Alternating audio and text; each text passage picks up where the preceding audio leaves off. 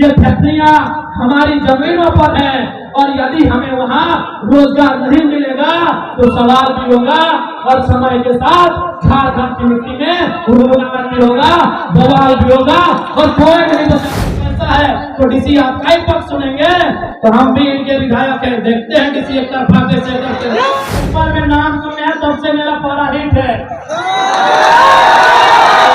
आपसे हमारा कोई फायदा नहीं है। एक तो अट्टा चक्की पीसते थे राजस्थान से आके और लोगों को यहाँ झारखंड के मूलवासी, झारखंड के आदिवासी से जुल्म करिएगा, केस करिएगा तो याद रखिएगा आने वाला दिन जब काउंटर होगा ना कोई डीसी के साथ नहीं देंगे, चाहे अग्रवाल जी रहे चाहे फल्ला जी रहे, डीसी केवल आपका नहीं है। ये जो डीसी के पास हम एप्लीकेशन लेके चल गए ना और याद रखिएगा चाहे करूर मातो रहे, चाहे नवीन मातो रहे, चाहे प्रेम माटी रहे, चाहे बेबी मातो रहे, चाहे नीता टुटू रहे या सविता मातो रहे, अगर किसी को भी खरोच आया तो खरोच जाएगा जयराम मातो का। याद रखिएगा इस बार हम निर्मल दादा की तरह, सुनील दादा की तरह चिता बहुत बाद में जलाएंगे, पहले अपनी समस्याओं को जलाएंगे। अब हमारी समस्याएं सिस्टम से है, हमारी समस्याएं किसी संस्था से है या किसी व्यक्ति से है मुझे नहीं मालूम। इस बार यदि किसी को खरोच आया हम उनकी चिता पहले नहीं जलाएंगे। हम रोज तिल तिल के मर रहे हैं, हम रोज तिल तिल के मरते हैं, हम अपनी जमीन में भूखे मर रहे हैं, हम अपनी जमीन में बेरोजगारी का दंश झेल रहे हैं, हम अपनी जमीन में पलायन का दंश झेल रहे हैं। इससे सुन लीजिएगा साफ जो भी उद्योग के लोग हैं, पहला बात ये भी जान लीजिए कि हम उद्योग के खिलाफ नहीं है। जितनी भी कंपनी फैक्ट्री के संचालक है, हम कोई कंपनी फैक्ट्री के खिलाफ नहीं है। हम देश के प्रधानमंत्री, वर्तमान प्रधानमंत्री नरेंद्र मोदी के चमत्कारिक मंदिर, ईश्वर देवी देवताओं के मंदिर की तुलना में देश के पहले प्रधानमंत्री पंडित जवाहरलाल नेहरू के आधुनिक मंदिरों के पक्ष में है। हम नरेंद्र मोदी जी के मंदिरों के पक्ष से कई ज्यादा देश के पहले प्रधानमंत्री पंडित जवाहरलाल नेहरू के आधुनिक मंदिरों के पक्ष में है। आधुनिक मंदिर यानी कल कारखाना, आधुनिक मंदिर यानी फैक्ट्रियां, आधुनिक मंदिर यानी डैम, आधुनिक मंदिर यानी रोजगार, हम उनके पक्ष में हैं। लेकिन सवाल है उस मंदिर को मैंने जमीन दिया है, अगर हम घंटी बजाने की भी नौकरी वहां नहीं मिलेगी तो सवाल तो होगा, सवाल तो होगा। बिल्कुल हम आधुनिक मंदिर के पक्ष में है।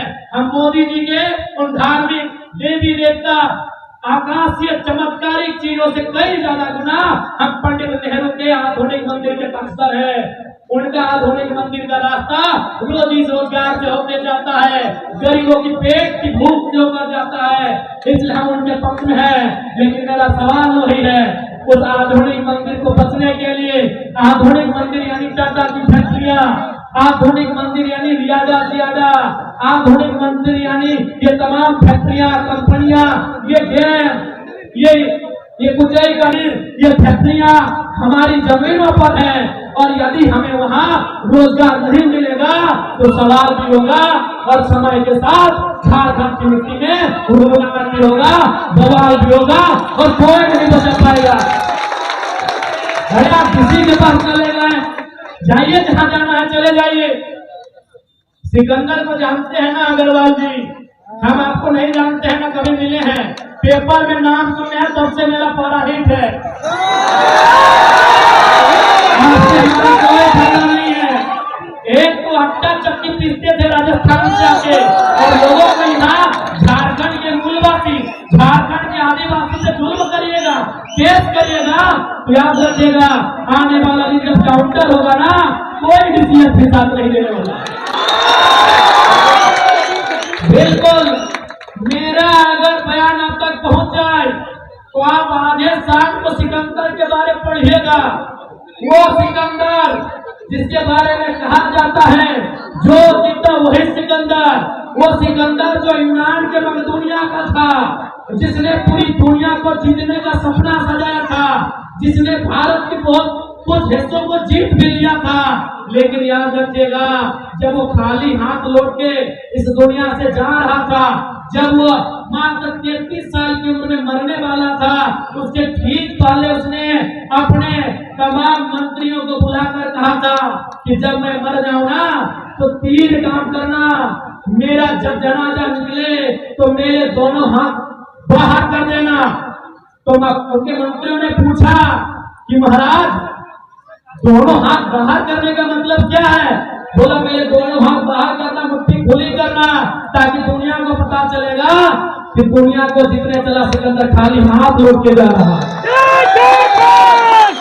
उसने दूसरा शर्त रखा था, सिकंदर ने दूसरा शर्त रखा था कि मुझे मेरे जनाजे को कंधा कोई एरा गैरा नहीं देगा, कोई मामूली आदमी मेरे जनाजे को कंधा नहीं देगा। मेरे जनाजे को कंधा मेरे प्रधानमंत्री, मेरे महामंत्री, मेरे सेना नायक देंगे। बोला सर इसका क्या मतलब है?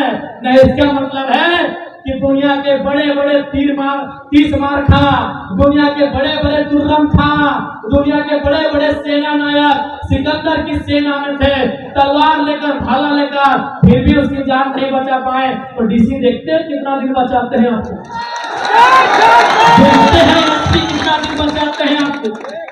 और तीसरा, सिकंदर का तीसरा जो कहना था कि जब मेरा जनाजा गुजरे तो मैंने अपने जीवन काल में जितना भी कमाया है, उस समय सिक्का नहीं होता था, उस समय गांधी जी का नोट भी नहीं होता था, गांधी पहले नहीं हुए थे, उस समय सिक्का भी नहीं था, उस समय गांधी जी का नोट भी नहीं था। उस समय क्या होता था? ज्वेलर्स होते थे, ज्वेलरी होते थे, सोना चांदी यानी जेवर वगैरह होते थे, सोने चांदी के पन होते थे, बड़े बड़े सिक्के होते थे।